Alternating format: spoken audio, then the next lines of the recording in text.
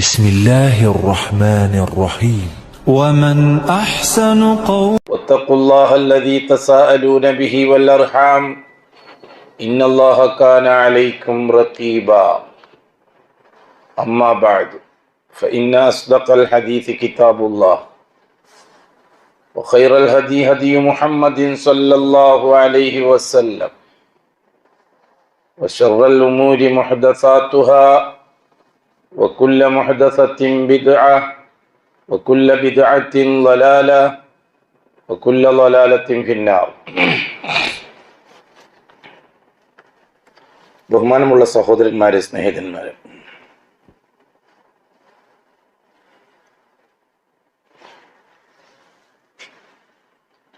അല്ലാഹു സുബ്ഹാനഹു വ തആല അംബിയാ മുർസലീങ്ങളെ നിയോഗിച്ച ഒരു പുതിയ മതമുണ്ടാക്കാനല്ല. അങ്ങനെ ആർക്കും ഒരു മതം ഉണ്ടാക്കാൻ കഴിയുകയും ചെയ്യില്ല. അള്ളാഹുവിനാൽ അംഗീകരിക്കപ്പെട്ടൊരു ദീനുണ്ട്, ആകാശത്തിന്റെ ദീൻ. അത് ദീനുൽ ഇസ്ലാമാണ്. അതിന്റെ ശാരിയ അള്ളാഹുവാണ്. അതുകൊണ്ട് തന്നെ മതമുണ്ടാക്കുക എന്ന ആ പ്രയോഗത്തിന് തന്നെ അർത്ഥമില്ല. പിന്നെന്തിനാണ് അംബിയാ മുർസലീങ്ങൾ ഉണ്ടായത്? അംബിയാ മുർസലീങ്ങളെ അള്ളാഹു നിയോഗിച്ചത് എന്തിനാ? അള്ളാഹു ഭൂമിയിൽ മനുഷ്യർക്ക് പരിചയപ്പെടുത്തി കൊടുത്ത ദീനിനെ മനുഷ്യൻ അവന്റെ ഇച്ഛകളെ കൊണ്ട് മലീമസമാക്കിയപ്പോൾ അത് ക്ലിയറാക്കി കൊടുക്കാനാണ് അള്ളാഹു താല അംബിയാ മുർസലീങ്ങളെ നിയോഗിച്ചത്.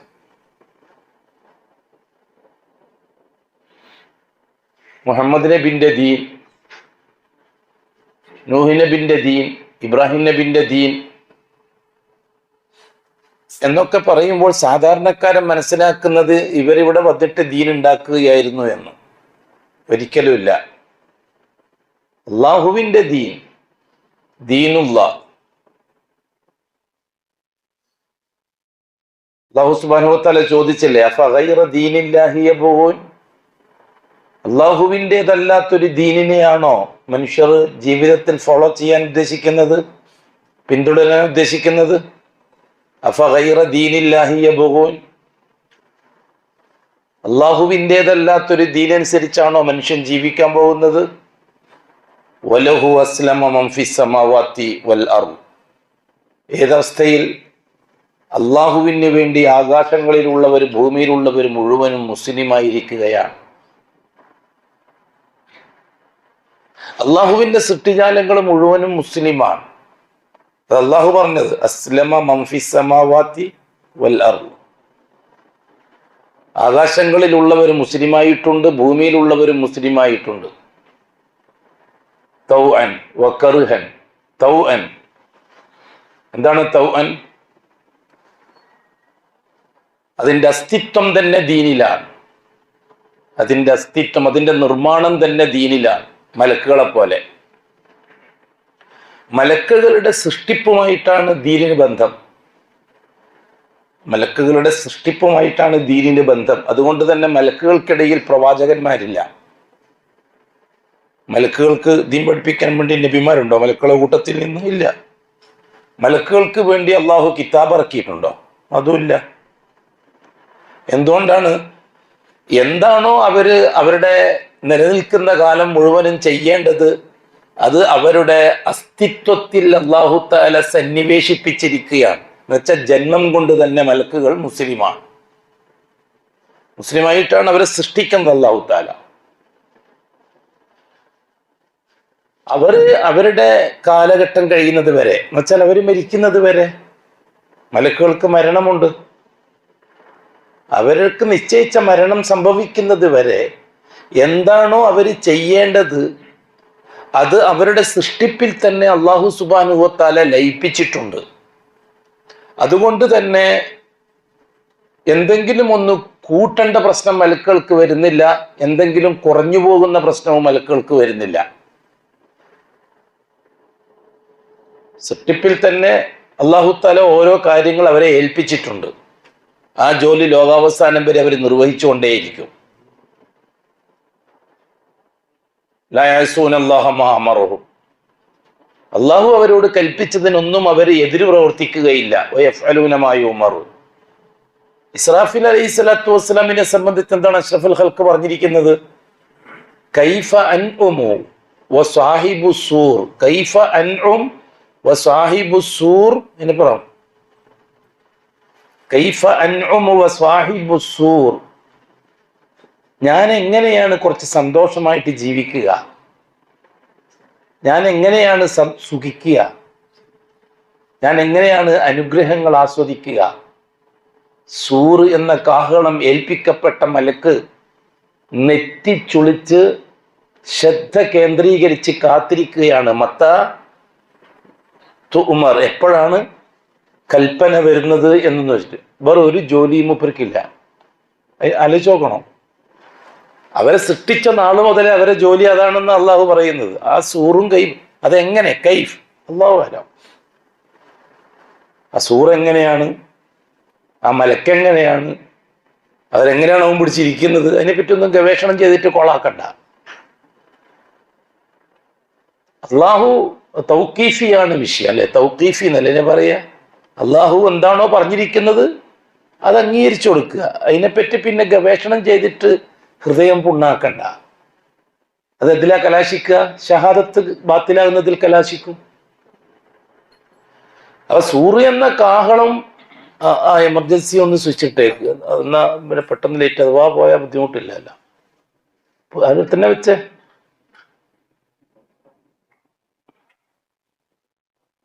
ഓണിലല്ലേ ഉള്ളത്.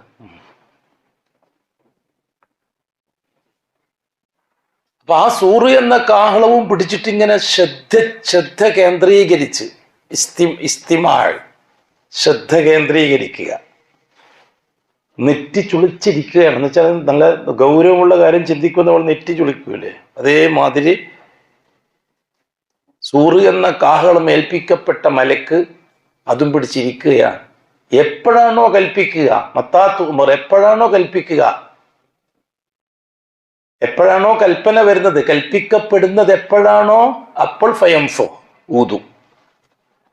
അപ്പൊ എന്ന് തുടങ്ങിയതായിരിക്കും ആ ഇരുത്തം. മലക്കുൽ മൗത്തിന് ജോലിയുണ്ട്, എപ്പോഴും ജോലിയുണ്ട്. മലക്കുൽ മൗത്തിന് എപ്പോഴും ജോലിയുണ്ട്, മറ്റെല്ലാവർക്കും ജോലിയുണ്ട്. മീകായിൽ പർവ്വതങ്ങളും മറ്റും ഏൽപ്പിക്കപ്പെട്ടവർ, അവർക്കൊക്കെ സ്ഥിരമായി ജോലിയുണ്ട്. ഇസ്രാഫീലിന്റെ ജോലി അല്ലാഹു തആല അവരെ സൃഷ്ടിക്കുന്ന സന്ദർഭത്തിൽ എന്താണോ അവരുടെ അസ്തിത്വവുമായിട്ട് അല്ലാഹു തആല ബന്ധിപ്പിച്ചിരിക്കുന്നത്, അതാണ് അവരുടെ ദീൻ, അതാണ് തൗഅൻ. സൂര്യൻ മുസ്ലിമാണ്, ഇല്ലേ? അല്ലാഹു സുബ്ഹാനഹു വ തആല പരിശുദ്ധ ഖുർആനിൽ പറഞ്ഞില്ല, അലം തറ, ഓ മുഹമ്മദ് നബിയെ നിങ്ങൾ മനസ്സിലാക്കിയിട്ടില്ലേ, അന്നല്ലാഹ, നിശ്ചയം അല്ലാഹു തആല, യസ്ജുദു ലഹു, അല്ലാഹ്ക്ക് സുജൂദ് ചെയ്തുകൊണ്ടിരിക്കുന്നു, മൻ ഫിസ് സമാവാതി, ആകാശങ്ങളിലുള്ളവർ അഖിലവും, വമൻ ഫിൽ അർളി, ഭൂമിയിലുള്ളവർ അഖിലവും അല്ലാഹുവിന് സുജൂദിലാണ്.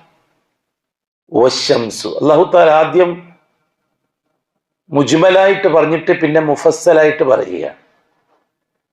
ആദ്യം ആകാശങ്ങളിലുള്ളവർ മുഴുവനും ഭൂമിയിലുള്ളവർ മുഴുവനും എന്ന് പറഞ്ഞു, എന്നിട്ട് തഫ്സീലായിട്ട് പറയുകയാണ് വശംസു, സൂര്യനും സുജൂദിലാണ്. കാരണം സൂര്യൻ അതിൻ്റെ നിർമ്മാണത്തിന്റെ തുടക്കത്തിൽ തന്നെ മുസ്ലിമാണ്. വൽ ഖമറു, ചന്ദ്രനും മുസ്ലിമാണ്, ചന്ദ്രനും സുജൂദിലാണ്. പരിശുദ്ധ ഖുർആനാണ്, അല്ലാഹുവാണ് പറയുന്നത്. വന്നുജൂമു, നക്ഷത്രങ്ങളും സുജൂദിലാണ്, നക്ഷത്രങ്ങളും സുജൂദിലാണ്. നക്ഷത്രങ്ങൾ മുസ്ലിമാണ്, അതിൻ്റെ അസ്തിത്വം ഇസ്ലാമാണ്. അള്ളാഹുവിൻ്റെതല്ലാത്ത വേറൊരു ദീൻ അവർക്ക് അറിയില്ല. അതാർക്കും അതിൻ്റെ മേൽ അടിച്ചേൽപ്പിക്കാനും കഴിയില്ല. കാരണം അവരുടെ നിർമ്മിക്കുന്ന സന്ദർഭത്തിൽ അവരുടെ അസ്തിത്വവുമായി ദീനുൽ ഇസ്ലാമിനെ സന്നിവേശിപ്പിച്ചിട്ടുണ്ട് അല്ലാഹു തആല. നിർമ്മാണത്തിൽ തന്നെ ഇസ്ലാമിനെ, അതിൻ്റെ ഉൽപ്പത്തി നിർമ്മാണത്തിൽ തന്നെ ഇസ്ലാമിനെ ബന്ധിപ്പിച്ചിട്ടുണ്ട്. അതുകൊണ്ട് വെളിയിൽ നിന്ന് ദീൻ കൂട്ടുന്ന പരിപാടിയില്ല. സൂര്യനും അങ്ങനെ തന്നെ. ഖിയാമത്ത് നാൾ വരെ സൂര്യൻ പടിഞ്ഞാറുന്ന് ഉദിക്കുകയും ഖിയാമത്ത് നാളിൽ ഊത്തോടുകൂടി അത് തകിടുപൊടിയാകും ചെയ്യുന്നത് വരെ ആർക്കും സൂര്യന്റെ മേൽ വേറൊരു ആധിപത്യം ഉണ്ടാക്കിയെടുക്കാൻ കഴിയില്ല. ആര് ശ്രമിച്ചാലും തീർച്ച.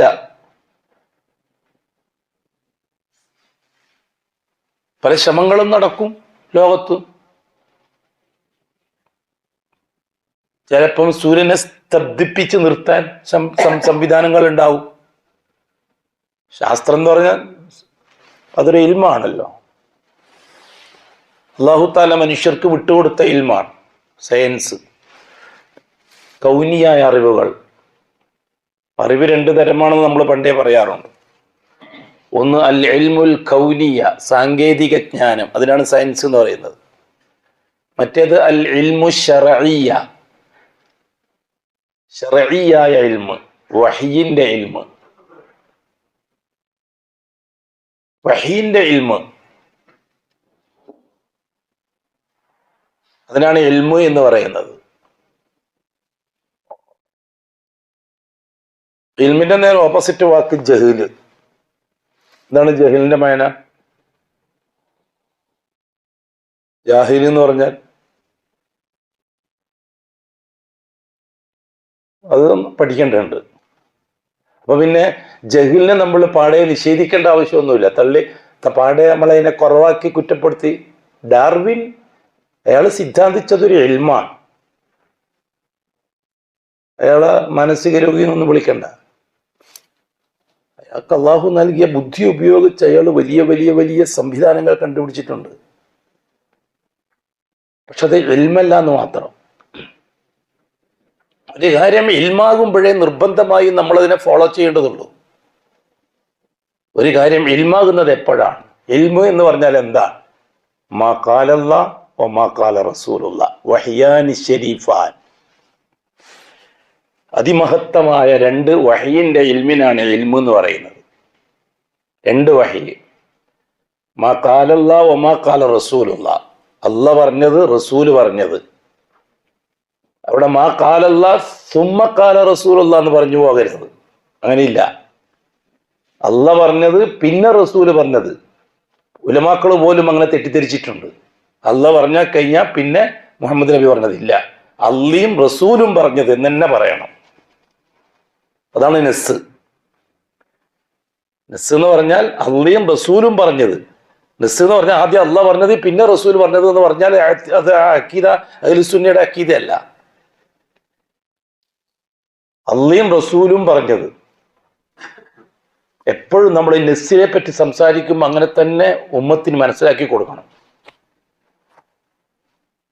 അള്ളാഹ് പറഞ്ഞ പോരെ പിന്നെ റസൂൽ, അത് മാനസിക രോഗം. ഫി ഖുലൂബിഹിം മറദുൻ. അവരാണ് ഈ സയൻസ് റസൂലുള്ളക്കാരാകുന്നത്. സയൻസ് അനുസരിച്ച് സുന്നത്തിനെ കൈകാര്യം ചെയ്യുന്നവർ വഹയിന്റെ ഇൽമ മനസ്സിലാകാത്തവരാണ്. ഒരു വിവരം കെട്ടവരാണ്. അവരെ ജാഹിലൊന്നും പറയാൻ പറ്റൂല. അവരെ സഫീഹ് എന്നേ പറയാൻ പറ്റുള്ളൂ.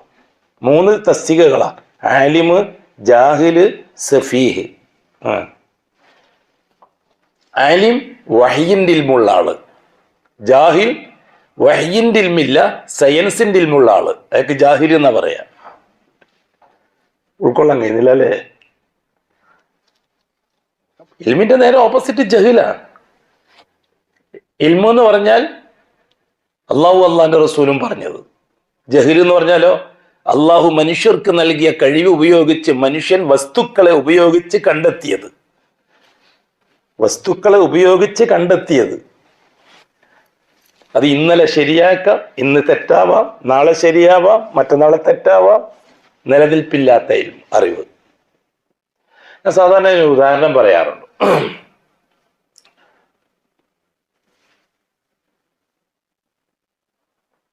ഇൽമും ജഹലും ഒരു 10-40 കൊല്ലം മുമ്പുള്ളൊരു, അല്ലേ, 40 കൊല്ലമായിട്ടുണ്ടാവും. നല്ല ഓർമ്മയുണ്ട് എനിക്ക്. കൊല്ലത്തെങ്ങാനം ഇൽമ് എന്ന് പറഞ്ഞാൽ എന്താണ്, ജഹൽ എന്ന് പറഞ്ഞാൽ എന്താണ്?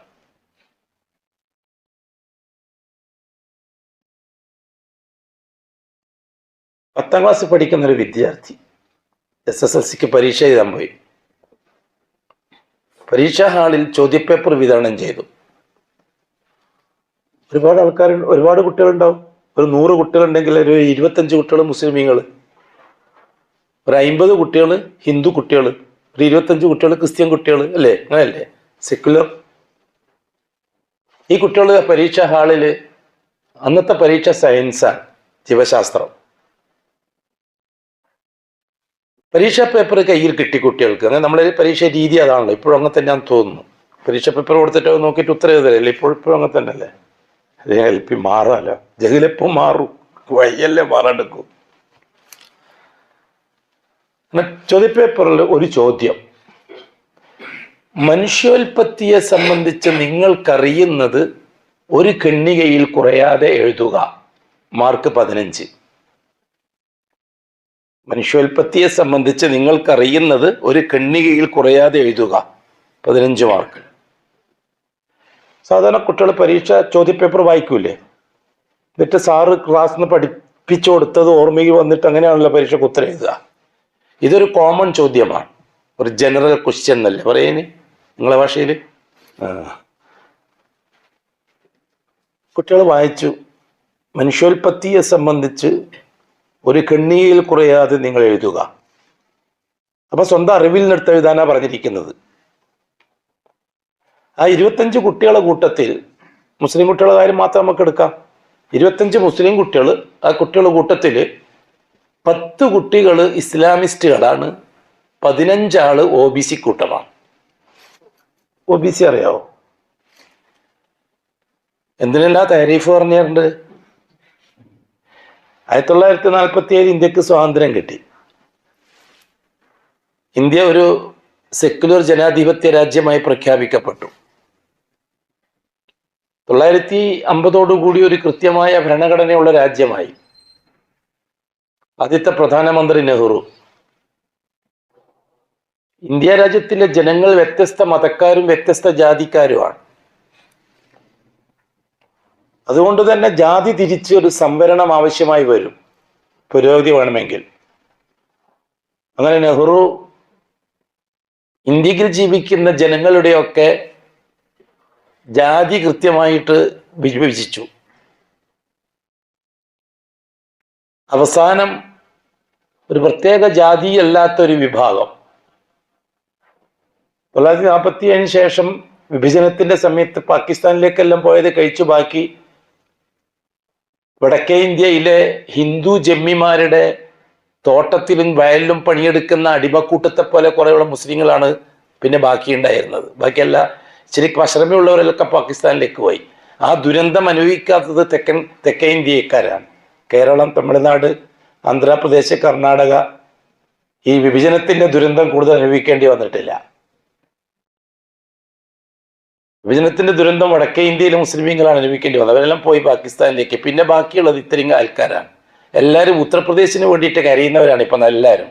നമ്മൾ പത്രക്കാരും ഉത്തർപ്രദേശിൽ ഒരു പ്രശ്നവുമില്ല, വളരെ സുഖമായിട്ട് ജീവിക്കുക ഉത്തർപ്രദേശിലെ മുസ്ലിമീങ്ങൾ. കേരളക്കാർക്ക് ആ പ്രശ്നം. കാരണം ഈ കേരളക്കാർക്ക് കിനാവ് കാണൽ കുറച്ച് കൂടുതലാണ്. അതുകൊണ്ട് ഉത്തർപ്രദേശില് രാംപൂർ ഡിസ്ട്രിക്റ്റില് ടാൻഡാബാദിൽ എന്നൊരു സ്ഥലമുണ്ട്. ഞാൻ പണ്ട് ജമാഅത്തിൽ പോയിട്ടുണ്ട് അവിടെ. ഈ ഫൈസാബാദിനടുത്ത്, ഈ അയോധ്യക്കടുത്ത്. ബാബരി മസ്ജിദ് പൊളിക്കുന്നത് ഒരു ഡിസംബർ 6-നാണ്. അതിന് തൊട്ട് മുമ്പുള്ള സെപ്റ്റംബറിൽ ഞാൻ ഉത്തർപ്രദേശിലുണ്ട്. അടുത്ത ആർക്കും അറിയില്ല അങ്ങനെ ഒരു പള്ളി പൊളിക്കുന്നുണ്ടെന്നുള്ള കാര്യം. ഇവിടെ ഗർഭാശയത്തിലുള്ള കുഞ്ഞുങ്ങൾക്ക് വരെ കേരളക്കാർക്കറിയാം. ഈ ടാൻഡാബാദിലി എന്ന് പറഞ്ഞ സ്ഥലം ഏതാണ്ട് 5000-ഓളം മുസ്ലിം വീടുകളുണ്ട് അവിടെ. ഒരു മുസ്ലിമാണ് മേയർ, പക്കത്തെ പിലീകരണ. ആ 5000 മുസ്ലിം വീടുകളെ കൂട്ടത്തില് ആകെ അന്ന് ടിവിന്റെ ഏരിയയിലുള്ളത് ഈ മേയർ വീട്ടിൽ മാത്രമാണ്. അല്ലാഹു അക്ബർ. പള്ളിയിലേക്ക് നിസ്കരിക്കാൻ വരും, ജമാഅത്തായിട്ട് നിസ്കരിക്കാൻ. അതൊന്നും നമ്മളൊന്നും വിചാരിച്ച ഖിയാമത്ത് നാൾ വരെ നടക്കൂല. അതായത് ഒരു 6 വയസ്സ് 5 വയസ്സ് പ്രായമുള്ള കുഞ്ഞു മുതൽ 110 വയസ്സ് പ്രായമുള്ള കിളവൻ വരെ പള്ളിയിൽ വരും. കിളവൻ എങ്ങനെ വരിക എന്നറിയാം?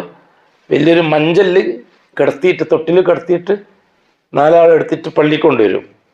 ഇതിൽ പള്ളിൻ്റെ മുറ്റത്ത് നിർത്തും. ജമാഅത്തായിട്ട് നിസ്കാരം കഴിഞ്ഞിട്ട് എടുത്തിട്ട് വീട്ടിലേക്ക് പോകും. ഒരൊറ്റ കുട്ടി വീട്ടിൽ നിസ്കരിക്കൂല. പിന്നെ എന്നെ അത്ഭുതപ്പെടുത്തിയൊരു വിഷയം, ജിദ്ദ തോറ്റു. അവിടെ മുസ്ലിം കുട്ടികൾക്ക് വേറെ സ്കൂള്, അല്ല പെൺകുട്ടികൾക്ക് വേറെ സ്കൂള്, ആൺകുട്ടികൾക്ക് വേറെ സ്കൂളാണ്. 8 വയസ്സ് 9 വയസ്സ് പ്രായമുള്ള പെൺകുട്ടികൾ നിഖാബും ധരിച്ചിട്ടാണ് സ്കൂളിൽ പോവുക. LP സ്കൂൾ പഠിക്കുന്ന കുട്ടികൾ ഞെട്ടിപ്പോകും കണ്ടാൽ. സൗദി ഗവൺമെന്റിനും കൂടി അത്തരത്തിൽ നടപ്പിലാക്കാൻ കഴിഞ്ഞിട്ടില്ല. ഒരുപാട് ത്യാഗം ചെയ്തിട്ടാണ് സൗദി ഗവൺമെന്റ് വലിയ വലിയ ജയിലിൽ കിട്ടുന്ന പോലത്തെ മതിൽ കെട്ടിയിട്ടാണ് സ്കൂൾ നടത്തുന്നത്. കണ്ടിട്ടുണ്ടാവും, സൗദിയിലുള്ളവർക്കറിയാം അല്ലേ? അവിടെ ഒന്നുമില്ല, ഒരു മതിലും ഇല്ല.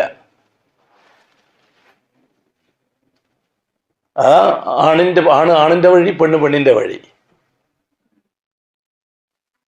ഇതാണ് പടിഞ്ഞാറൻ ഉത്തർപ്രദേശിന്റെ സ്ഥിതി.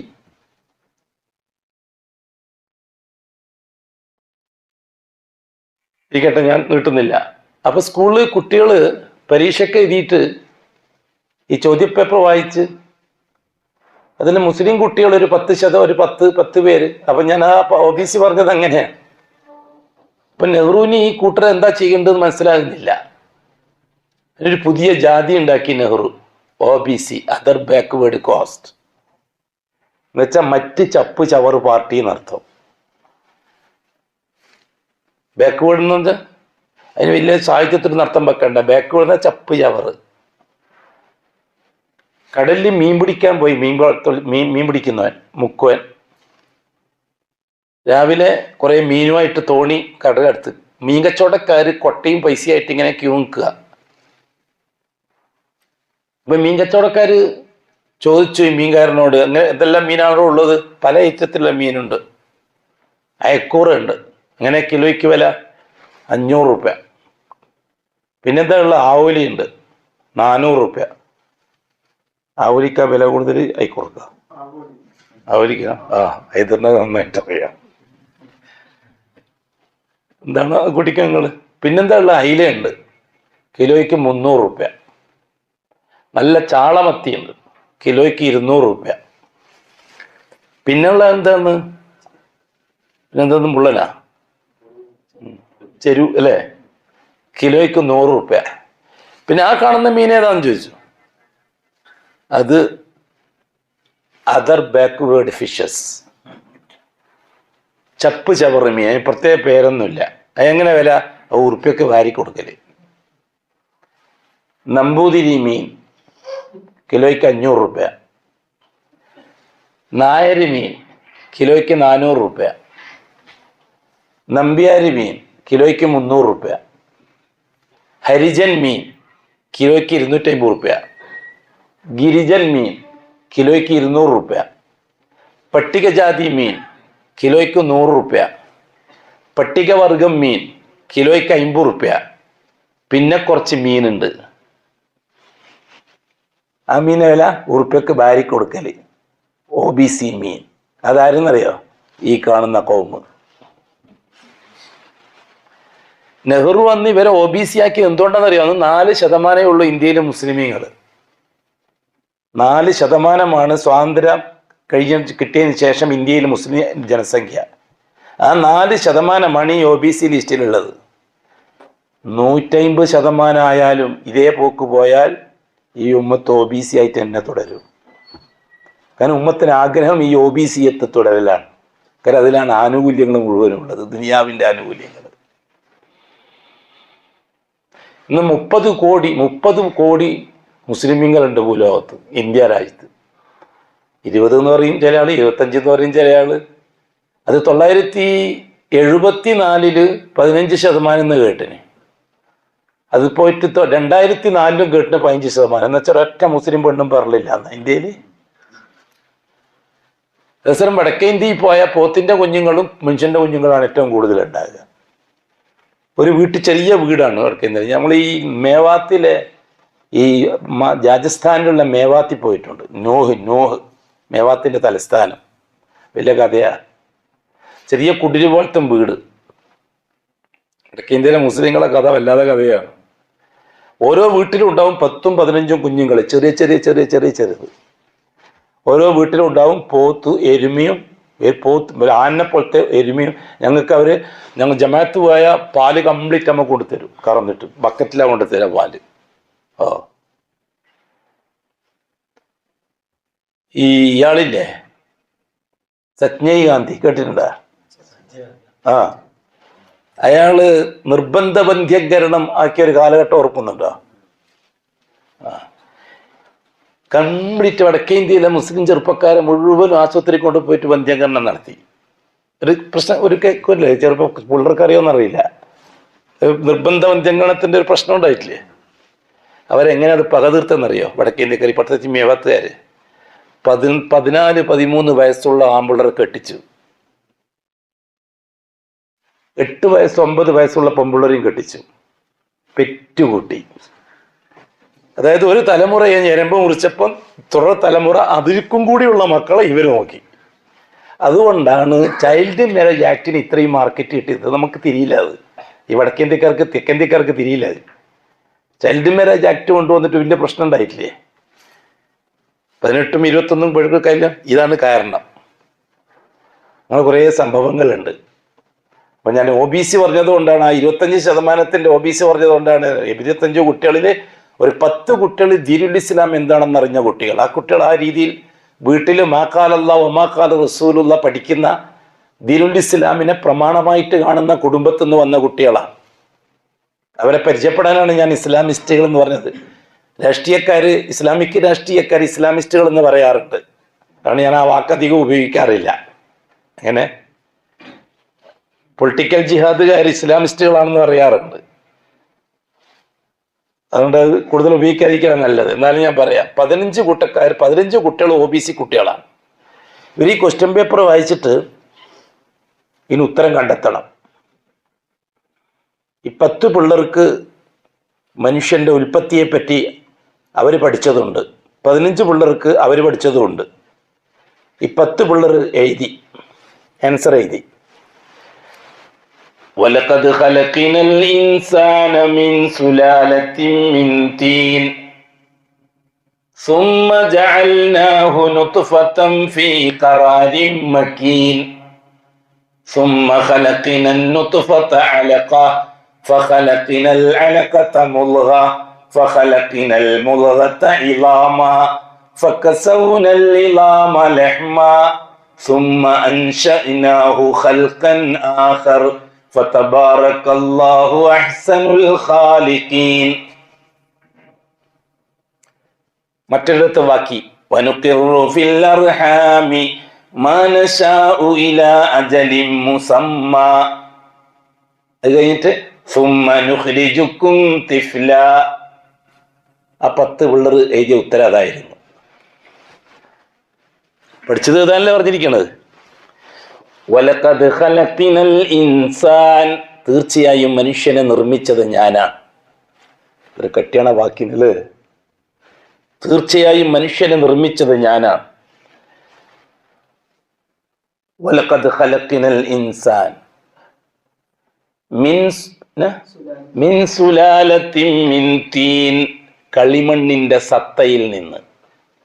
മണ്ണിന്റെ പല മിശ്രിതങ്ങളും കൂട്ടിക്കലർത്തി അതിൽ നിന്ന് കിട്ടിയ സത്ത, ആ സത്തയിൽ നിന്നാണ് മനുഷ്യന്റെ ഉൽപ്പത്തി നിർമ്മാണം നടന്നത് എന്ന്.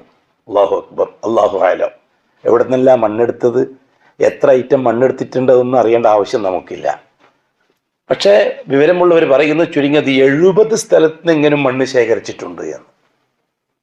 എന്നിട്ടത് മിക്സ് ചെയ്തു. വമിസാജുഹു മിൻ തസ്നീം, തസ്നീം എന്ന പുഴയിലെ വെള്ളം ഉപയോഗിച്ചിട്ടാണ് അത് കുഴച്ചത് എന്ന്. അതിനെ മാവ് പരുവത്തിലാക്കി, ഹമ ഉമ്മസ്നൂൻ അല്ലേ, അതിനെ ഹമ ഉമ്മസ്നൂനാക്കി. എന്നിട്ടാണ് ഒരു രൂപം നിർമ്മിക്കുന്നത് അല്ലാഹു തആല. അല്ലാഹു അല, അള്ളാഹ്ക്ക് കൂടുതൽ അറിയാം. അങ്ങനെയാണ് ഞാൻ മനുഷ്യനെ നിർമ്മിച്ചത്. ثُمَّ جَعَلْنَاهُ نُطْفَةً فِي قَرَارٍ مَكِينٍ. ആ മനുഷ്യനെ അതായത് മണ്ണിന്റെ സത്തയിൽ നിന്ന് ഉണ്ടാക്കിയെടുത്ത മനുഷ്യനിൽ നാം ബീജത്തെ നിർമ്മിക്കുകയുണ്ടായി. ആ ബീജത്തെ അണ്ഡവുമായി ബന്ധിപ്പിക്കാൻ ഏർപ്പാടുണ്ടാക്കി. ബീജം പുരുഷനാണ്, അണ്ഡം സ്ത്രീക്കാണ്. ബീജോൽപാദക ഗ്രന്ഥി എന്നാണ് പറയാ, മറ്റേത് അണ്ഡോൽപാദന ഗ്രന്ഥി. പെണ്ണിന്റെ അണ്ഡാശയത്തിൽ നിന്ന് ഒറ്റൊരണ്ഡം, അത് 1-ാം തീയതി അവിടെ നിന്ന് പുറപ്പെടും. ഉദാഹരണത്തിനാണ് 1-ാം തീയതി. അത് ഏതാണ്ട് ഒരു 12-ാം തീയതി, 13-ാം തീയതി, 14, 15 ഇങ്ങനെ ഇത്രയും തീയതി ആവുമ്പോഴേക്ക് ഒരു നിശ്ചിത സ്ഥാനത്തെത്തും. ആ സമയത്ത് പുരുഷന്റെ ബീജം അണ്ഡവുമായി ബന്ധിപ്പിക്കാൻ പറ്റിയ അവസരം അതാണ്. അതിന് മുമ്പും നടക്കൂല, കാരണം മൂപ്പത്തി ഇവിടെ എത്തിയിട്ടില്ല. ശേഷം മൂപ്പര് കടന്നുപോയി. അല്ലാഹു അക്ബർ. അങ്ങനെ ബീജവും അണ്ഡവും തമ്മിൽ വഴിയിൽ കണ്ടുമുട്ടും. ലക്ഷക്കണക്കിന് ബീജങ്ങൾ, അതിൽ 1-2 ബീജം ആ അണ്ഡത്തിൽ പ്രവേശിക്കും. മിക്കവാറും ഒറ്റൊരു ബീജം, ബാക്കിയുള്ളത് മുഴുവനും ചത്തുപോകും. അല്ലെങ്കിൽ 2 ബീജം, അപ്പോഴേ ഇരട്ടക്കുട്ടികൾ. പ്രവേശിക്കലോടുകൂടി അണ്ഡത്തിന്റെ കവാടം അടക്കും. അത് പിന്നെ ഗർഭാശയത്തിലേക്ക് യാത്ര തിരിക്കും. അല്ലാഹു തആല പറഞ്ഞു, ഗർഭാശയത്തിലെത്തിയപ്പോഴേക്കും നാം മെൻസസ് ഓഫ് ചെയ്തു. എന്താ കാര്യം? മെൻസസ് എന്തിനു വേണ്ടിയുള്ളതാണ്?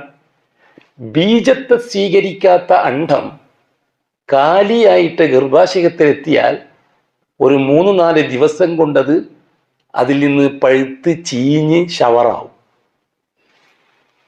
ആ ഗർഭാശയത്തിൽ അതൊരു കച്ചറയായിട്ട് കിടക്കും. അതിനെ പുറന്തള്ളാനുള്ളതാണ് മെൻസസ്, ഹൈള്. അല്ലാഹു അക്ബർ. ഫതബാറക്കല്ലാഹു അഹ്സനുൽ ഖാലിഖ്. ഇപ്പം ഗർഭാശയം ക്ലിയറായി. ഒരു 6-7 ദിവസം കണ്ടിന്യൂ രക്തം ഇങ്ങനെ പോവും, ഗർഭാശയം ക്ലിയർ. ഇനി പുതിയ ആളെയും സ്വീകരിക്കാൻ പുതിയ അണ്ഡം വരവായി. അല്ലാഹു അക്ബർ. അതിനെപ്പറ്റിയാണ് അല്ലാഹു തആല പറഞ്ഞത്,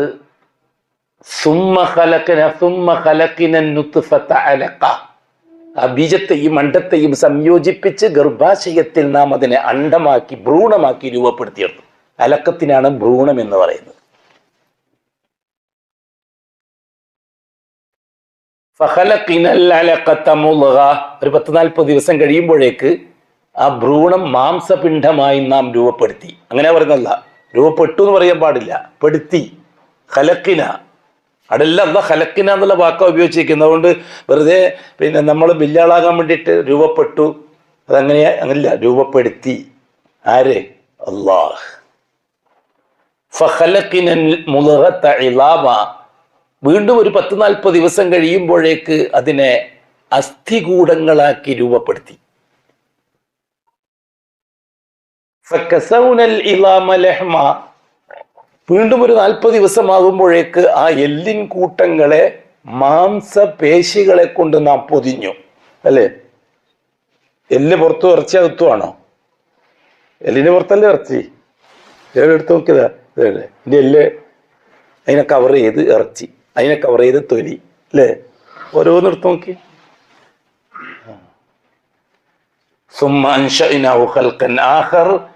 4 മാസമാകുമ്പോഴേക്ക് ഒരു മനുഷ്യരൂപം നാം ഗർഭാശയത്തിൽ ഉണ്ടാക്കിയെടുത്തു.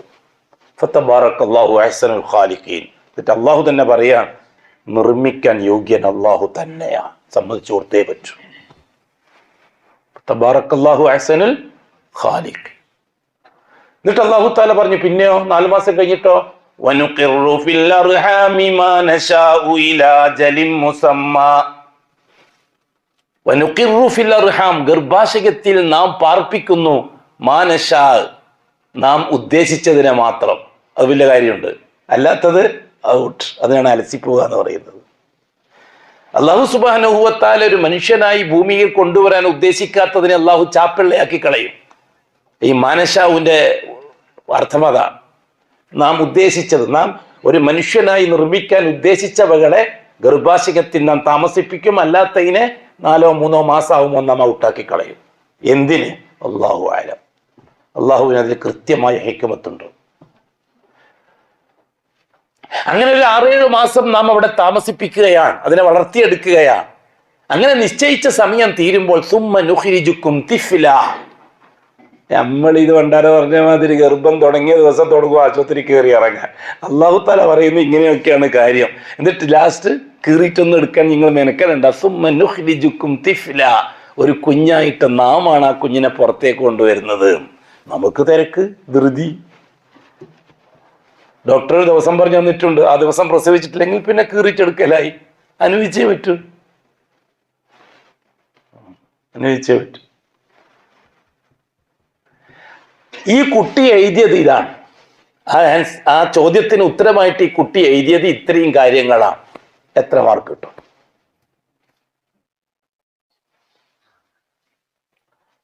കൂട്ടത്തിൽ സാറന്മാരുണ്ടാ, BA-ക്കാര്, BEd-കാരൊക്കെ?